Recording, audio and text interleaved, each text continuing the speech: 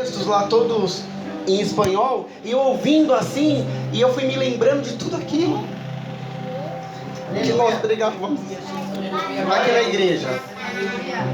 E foi lindo, porque foi como se Deus estivesse confirmando tudo aquilo que eu estava passando para a igreja, que era verdadeiro de verdade. Então foi uma coisa muito maravilhosa. Deus, ele é glorioso. E ele nos leva a terras estranhas muitas vezes, não somente para pregar, mas também para se alimentar da palavra do nosso Deus. E foi isso que aconteceu. Ali eu fui ouvindo todos aquele ensinamento. Foi um culto. Eu via o pastor ali pregando, eu via eu, porque ele fez do jeito que eu faço, com os slides, a irmã lá auxiliando. E foi uma noite assim, tinham menos de 10 pessoas, mas foi uma noite muito especial. E naquela noite eu até gravei. Eu aprendi muito e vi que realmente os propósitos de Deus são maravilhosos. Diz a palavra do nosso Deus no livro de Romanos, eu tinha deixado aberto aqui, que nós não devemos nos conformar com esse mundo e com esse século, que nós temos que renovar a nossa mente. Quando a gente renova a nossa mente, um crente que ele tem uma memória transformada e renovada, ele sempre vai viver o melhor dessa terra. Por que tem muitos cristãos no meio de nós que não tem uma vida abençoada e próspera como deveria ter? É Romanos 12, 6 ou 7, se eu não me engano. Então nós temos que renovar e transformar a nossa mente. Renovar a mente é ouvir a voz de Deus, crer e praticar. E muitos ouvem e não praticam. Então nós temos que ter isso em mente. Eu tenho a mente de Cristo. Se eu tenho a mente de Cristo, então eu tenho que renovar essa mente para poder viver o melhor dessa terra. Então diz no livro de Romanos: e não vos conformeis com este século, mas que você venha renovar a sua mente, para que você venha viver e experimentar o melhor de Deus aqui nessa terra. E aí eu vou entrar em Jonas. Eu conversando com a nossa diaconisa Lide, e Deus falou muito com ela e comigo também. E essa live que eu fiz, quem que viu? Foi diretamente ali do Uruguai, em Pocitos. Então eu estava ali e Deus me falou: leva essa palavra em comunhão com a irmã. E ali eu coloquei o fone de ouvido, e eu com o celular ali mais de 10 minutos, e as pessoas olhando e não estavam entendendo, até porque eu estava falando em português. E ali Deus foi me usando, e eu passei aquilo que o Espírito Santo pediu.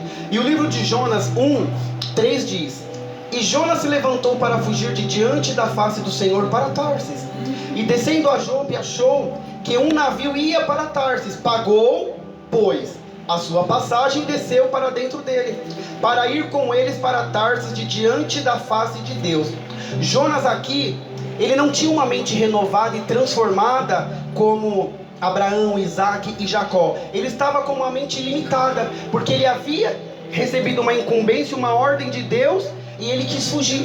E quantas vezes nós pensamos em fugir, em desistir, achando que se nós formos para a China, para o Japão, para Israel, Deus não nos vê. Mas nós, tolinhos e bobinhos, nos esquecemos que Ele é onisciente, onipresente e onipotente. Ele está em todos os lugares. Então não adianta nós tentarmos nos esconder, porque Cristo, Ele sempre sabe aonde nós estamos, porque diz a palavra dele que nós estamos gravados nas palmas das mãos dele. Aleluia! Ele nos conhece antes de nós entrarmos ali na barriga da nossa mãe, por intermédio de uma semente. Cristo, Ele nos escolheu, nós somos predestinados. Então não adianta a gente fugir. Aqui Jonas, ele quis fugir. Por quê? Porque você ir pregar num lugar bonito, maravilhoso, é bom. Pregar na Itália, em Israel, na França, mas eu quero ver e pregar no interior da França, na África. E Jonas, ele tinha que pregar para um povo muito mau, para um povo muito ruim. Como muitas vezes Deus fala: vai lá e fala de Deus para essa pessoa, e a gente não quer ir, porque a gente tem medo de ser xingado, escorraçado, enfim. E Jonas, ele quis pegar um atalho, como muitos de nós já pegou um atalho. Eu já peguei muitos atalhos, e todas as vezes que eu peguei atalho, o lobo mau apareceu e ó, tragou. Então nós temos que ouvir a voz de Deus, ter uma mente renovada e seguir aquilo que Cristo, Ele determina. Se Deus mandou você ir lá, vai. Aleluia. Se Deus mandou você falar, diga, não fuja, porque Satanás ele anda ao nosso derredor. E eu gosto de frisar que derredor é muito, mas é muito longe. Então, Satanás ele está lá bem de longe, somente nos observando. Diz a palavra que quando ele encontra uma brecha, aí ele entra, porque nós damos legalidade. Satanás pode tocar um cristão? Pode. Quando nós damos legalidade, porque a palavra do nosso Deus diz que se nós somos nascidos, transformados e restaurados, o maligno ele não pode nos tocar. Quando o maligno nos toca é porque nós estamos permitindo, estamos dando essa abertura de onde ele vem ao derredor e entra, porque ao nosso redor está o Espírito Santo de Deus. E se nós estamos cobertos pelo Espírito Santo de Deus, o maligno não pode nos tocar. Macumba, mentira, o pecado. O pecado ele sempre se apresenta para cada um de nós, mas quando nós temos uma mente renovada, a gente faz como diz em Tiago 4,7: resistir ao diabo e ele fugirá de vós. E por que muitos cristãos têm dado ouvido a Satanás e têm seguido a sua vontade, não têm seguido a vontade de Deus? Porque falta uma renovação de mente, de transformação, de conhecimento da palavra. Já dizia a palavra do nosso Deus que o povo ele perecia por falta de conhecimento. E aqui ninguém tem essa desculpa, né, pastor? Porque aqui nós pregamos a palavra na íntegra e do jeito que Cristo ele deixou. Então aqui não existe mais a ignorância, porque a época da ignorância ela já passou. Nós não temos mais o direito de pecarmos, porque toda vez que a gente pecar nós temos que lembrar Tiago 4,7. Quando eu resisto a Satanás, ele foge de mim. Porque nós cristãos, não é porque eu sou diácono, ele é pastor, nós não somos rodeados pelo pecado. Nós vimos no pecado adâmico, que começou lá no início, no Gênesis. Então nós estamos propícios a pecar. Mas quando nós estamos alicerçados na palavra de Deus, a gente não faz como Jonas, a gente não foge. Ele tinha que ir para Tarsis, para Nínive, mas ele foi para Tarsis em desobediência. A palavra de Deus diz: quem és tu, homem, para contender comigo? E quantas vezes nós queremos discutir com Deus, dar um jeitinho e ajudar a Deus? Deus ele nunca precisou de ajuda, porque diz a palavra do nosso Deus que antes que o mundo existia, ele era o eu sou. Então ele não precisa de nós. Ele sem nós, ele vai continuar sendo Deus, e nós sem Deus. Vamos conseguir uma coisinha aqui, uma coisinha acolá, mas isso não será o essencial para as nossas vidas. Então que nós não venhamos seguir esse mau exemplo de Jonas naquele momento, de fugir e tentar enganar e lubridiar a Deus, mas que nós temos que ouvir a voz de Deus e seguir ela plenamente. E aí continuando em Jonas 2:2 diz: e disse, na minha angústia clamei ao Senhor e ele me respondeu, do ventre do inferno gritei e tu me ouviste a minha voz. Ele precisou ir para o barco, ali houve uma tempestade, todos conhecem, o barco estava para ir a pique, mas ele reconheceu que tudo aquilo estava acontecendo por falta de desobediência. E quantas vezes o teu barco está balançando, você está quase para ir a pique e levando outras pessoas, porque ali muitos estavam perecendo por conta de um pecado de Jonas. E quantas vezes você está fazendo a tua família perecer por conta de um pecado e de uma desobediência? Quando ele reconheceu que ele foi lançado ao mar, e olha como que Deus é bom, ele estava em pecado, em rebeldia, mas ele foi lançado ao mar, poderia ter morrido, porque se eu tivesse caído no mar, eu não estaria aqui, porque eu não sei nadar, nem com boia. Então Deus é tão bom que ele enviou um peixe. Esse peixe é o que aconteceu com a minha irmã. Ela tinha um caminho para ir, ela desobedeceu, era para ir para Nínive, ela foi para Tarsis, ia acontecer um acidente, vamos dizer que ele estava num barco, mas Deus enviou um livramento. Aleluia. Então, saia da desobediência. E mesmo se você estiver em perigo, Deus essa noite ele envia uma baleia, ele envia um peixe, ele envia um anjo. Não importa como vai ser, mas para poder te livrar e para você entender. Porque Jonas aqui entendeu que mesmo ele estando em pecado, ele se arrependeu e Deus o protegeu, Deus o salvou. E aí sim, eu não vou ler a história porque vai ficar com uma pregação. Ele foi e cumpriu o desejo do nosso Deus. E aqui no 4:2, para finalizar, diz: e orou ao Senhor e disse: ah, Senhor, não foi isso o que eu disse estando ainda na minha terra?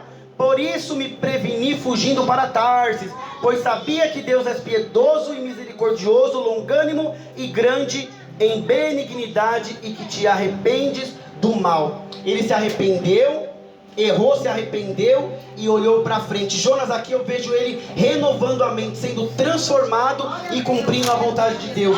Todas as vezes que a gente cumpre a vontade de Deus, nós temos uma mente renovada. Eu estou aqui para trazer também uma saudação de la Iglesia Internacional de Graça de Deus, lá no Uruguai. Uma igreja muito abençoada, presidida pelo missionário da Miranda R. Soares. E eu aprendi muito ali. E sei que Cristo ele está em todos os lugares. Onde estão dois ou mais reunidos, ali ele se encontra presente. E eu também quero agradecer a Deus por essa viagem, porque sem Ele eu não poderia ter realizado essa viagem e as próximas que ainda virão, porque eu fiz no meu projeto que esse ano seria um ano de viagens internacionais, e só nesses 10 dias eu consegui ir para Buenos Aires, que eu não tinha ido ainda. Depois eu fui para o Uruguai pela 3ª vez. A primeira vez foi com minha mãe, foi um passeio muito bom, e voltei para Buenos Aires e retornei para o Brasil, e aqui estou para glorificar e exaltar a Deus. E vou fazer esse louvor, porque esse louvor ele diz tudo isso o que eu disse, que o seu nome ele tem poder. E é um louvor poliglota, onde ele começa em português, espanhol, francês e inglês. E assim é Cristo em nossas vidas. E lá eu não pude só adorar a Deus, mas também poder praticar aquilo que Deus me ensinou. E é um privilégio, irmãos, você estar em outro país, humildemente falando, e poder sentar, independente se é em francês, inglês ou espanhol, você poder entender a palavra de Deus. Isso é muito forte.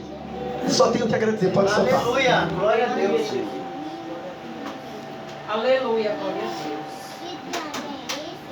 O nome do nosso Deus, ele é glorioso. Aleluia.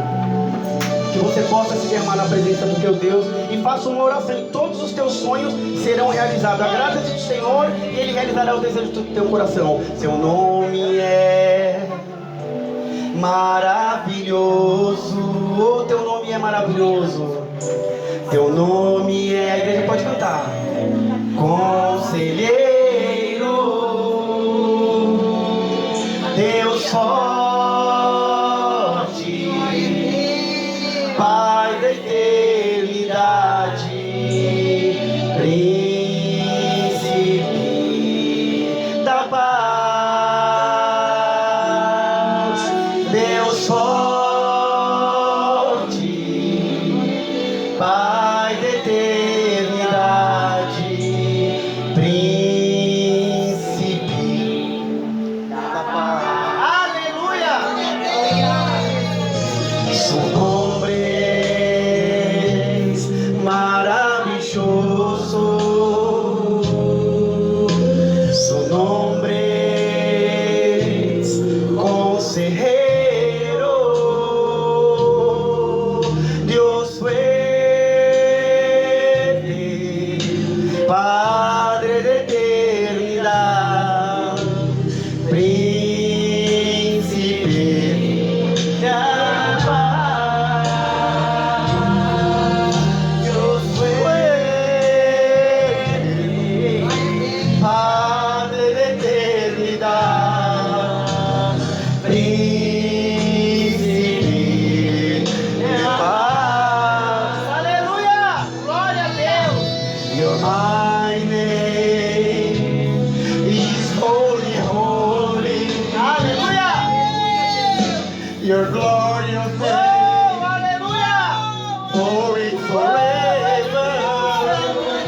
Aleluia! Aqui. Oh, glória! Oh, my Lord. Aleluia! Glória, glória, glória. Te falo.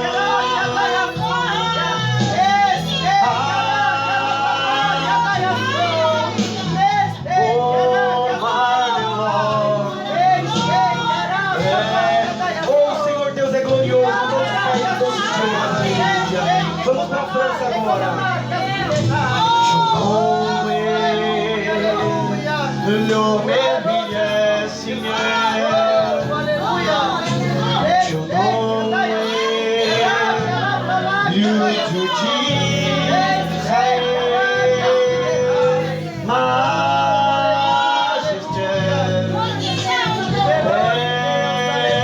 éternel,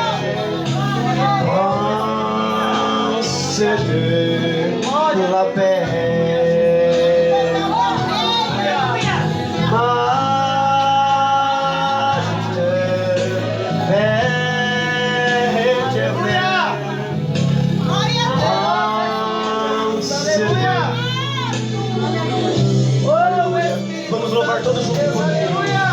Seu nome é maravilhoso. Seu nome é conselheiro. O que ele é? O nosso Deus é um Deus forte. Ele é poderoso. Se ele pedir para você ir para lá, vá para lá. Que nós não venhamos contender com o Espírito Santo. Porque quando nós agradamos a Deus, obedecemos a palavra dele, todas as demais coisas serão acrescentadas. Seja curado, seja restaurado e transformado. Jesus Cristo está passando aqui nessa noite. Toque na hora do destino e receba o poder dele. Você pode voar, você tem asas, você é um crente águia. Clame a Cristo e alce novos voos. Oh, ele é o príncipe da paz. Da paz.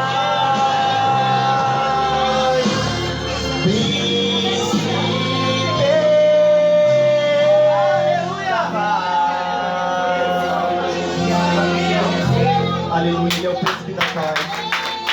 Se você crê e está agradecido, aplauda o Senhor, aleluia. Glória a Deus. Glória a Deus.